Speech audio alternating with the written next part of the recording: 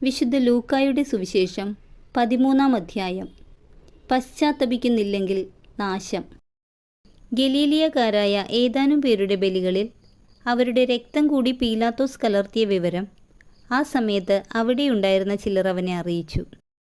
അവൻ ചോദിച്ചു, ഇവയെല്ലാം അനുഭവിച്ചതുകൊണ്ട് അവർ മറ്റെല്ലാ ഗലീലിയക്കാരെയേക്കാൾ കൂടുതൽ പാപികളായിരുന്നു എന്ന് നിങ്ങൾ കരുതുന്നുവോ? അല്ല എന്ന് ഞാൻ പറയുന്നു. പശ്ചാത്തപിക്കുന്നില്ലെങ്കിൽ നിങ്ങളെല്ലാവരും അതുപോലെ നശിക്കും.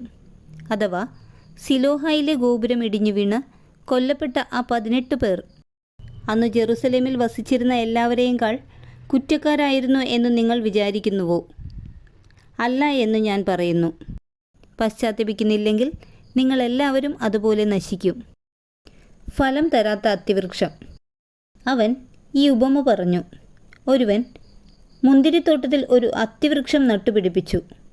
അതിൽ പഴമുണ്ടോ എന്ന് നോക്കാൻ അവൻ വന്നു.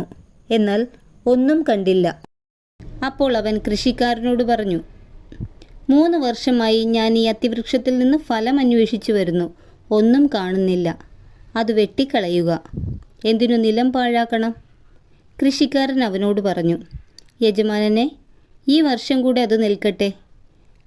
ഞാൻ അതിൻ്റെ ചുവട് കിളച്ച് വളമിടാം. മേലിൽ അത് ഫലം നൽകിയേക്കാം. ഇല്ലെങ്കിൽ നീ അത് വെട്ടിക്കളഞ്ഞുകൊള്ളുക.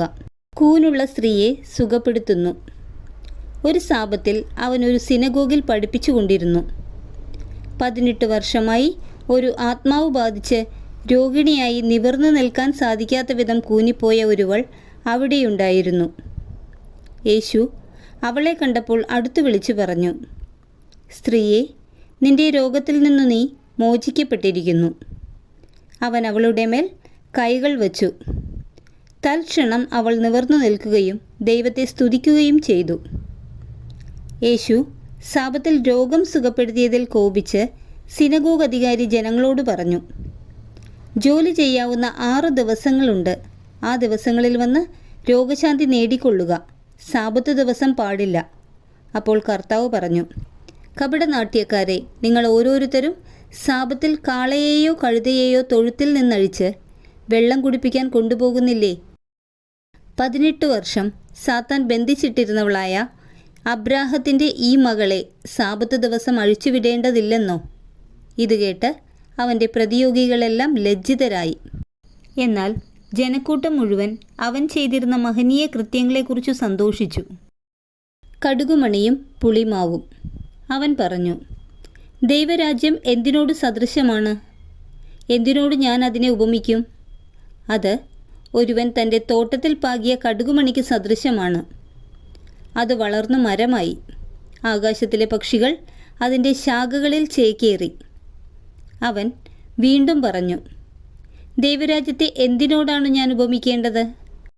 ഒരു സ്ത്രീ 3 അളവ് മാവിൽ അത് മുഴുവൻ പുളിക്കുവോളം ചേർത്ത് വെച്ച പുളിപ്പ് പോലെയാണത്. ഇടുങ്ങിയ വാതിൽ. പട്ടണങ്ങളിലും ഗ്രാമങ്ങളിലും പഠിപ്പിച്ചുകൊണ്ട് അവൻ ജെറുസലേമിലേക്ക് യാത്ര ചെയ്യുകയായിരുന്നു. ഒരുവൻ അവനോട് ചോദിച്ചു, കർത്താവേ, രക്ഷ പ്രാപിക്കുന്നവർ ചുരുക്കമാണോ? അവൻ അവരോട് പറഞ്ഞു, ഇടുങ്ങിയ വാതിലിലൂടെ പ്രവേശിക്കാൻ പരിശ്രമിക്കുവിൻ. ഞാൻ നിങ്ങളോട് പറയുന്നു, അനേകം പേർ പ്രവേശിക്കാൻ ശ്രമിക്കും, എന്നാൽ അവർക്ക് സാധിക്കുകയില്ല. വീട്ടുടമസ്ഥൻ എഴുന്നേറ്റ് വാതിലടച്ചു കഴിഞ്ഞാൽ പിന്നെ നിങ്ങൾ പുറത്തുനിന്ന്, കർത്താവേ, ഞങ്ങൾക്ക് തുറന്നു തരണമേ എന്ന് പറഞ്ഞ് വാതിൽക്കൽ മുട്ടാൻ തുടങ്ങും. അപ്പോൾ അവൻ നിങ്ങളോട് പറയും, നിങ്ങൾ എവിടെ നിന്നാണെന്ന് ഞാൻ അറിയുന്നില്ല. അപ്പോൾ നിങ്ങൾ പറയും, നിന്റെ സാന്നിധ്യത്തിൽ ഞങ്ങൾ ഭക്ഷിക്കുകയും പാനം ചെയ്യുകയും ഞങ്ങളുടെ തെരുവുകളിൽ നീ പഠിപ്പിക്കുകയും ചെയ്തിട്ടുണ്ട്. എന്നാൽ അവൻ പറയും, നിങ്ങൾ എവിടെ നിന്നാണെന്ന് ഞാൻ അറിയുന്നില്ല. അനീതി പ്രവർത്തിക്കുന്ന നിങ്ങൾ എന്നിൽ നിന്ന് അകന്നു പോകുവിൻ.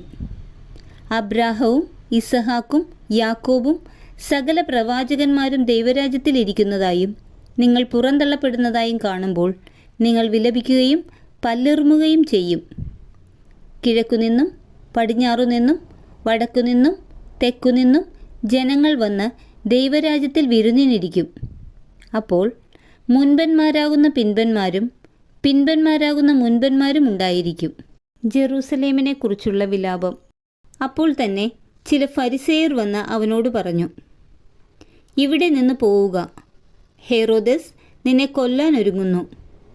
അവൻ പറഞ്ഞു, നിങ്ങൾ പോയി ആ കുറുക്കനോട് പറയുവിൻ, ഞാൻ ഇന്നും നാളെയും പിശാചുകളെ പുറത്താക്കുകയും രോഗശാന്തി നൽകുകയും ചെയ്യും. 3-ാം ദിവസം എൻ്റെ ദൗത്യം ഞാൻ പൂർത്തിയാക്കിയിരിക്കും. എങ്കിലും ഇന്നും നാളെയും മറ്റന്നാളും ഞാൻ എൻ്റെ യാത്ര തുടരേണ്ടിയിരിക്കുന്നു. എന്തെന്നാൽ ജെറുസലേമിന് പുറത്ത് വെച്ച് ഒരു പ്രവാചകൻ നശിക്കുക സാധ്യമല്ല. ജെറുസലേം, ജെറുസലേം, പ്രവാചകന്മാരെ കൊല്ലുകയും നിന്റെ അടുത്തേക്ക് അയക്കപ്പെടുന്നവരെ കല്ലെറിയുകയും ചെയ്യുന്നവളെ, പിടക്കോഴി കുഞ്ഞുങ്ങളെ ചിറകിൻ കീഴ് ചേർത്തു നിർത്തുന്നത് പോലെ നിന്റെ സന്താനങ്ങളെ ഒന്നിച്ചു ചേർക്കുന്നതിന് ഞാൻ എത്രയോ പ്രാവശ്യം ആഗ്രഹിച്ചു. പക്ഷേ നിങ്ങൾ സമ്മതിച്ചില്ല. ഇതാ, നിങ്ങളുടെ ഭവനം പരിത്യക്തമായിരിക്കുന്നു. ഞാൻ നിങ്ങളോട് പറയുന്നു, കർത്താവിൻ്റെ നാമത്തിൽ വരുന്നവൻ അനുഗ്രഹീതൻ എന്നു നിങ്ങൾ പറയുന്നതുവരെ നിങ്ങൾ എന്നെ കാണുകയില്ല.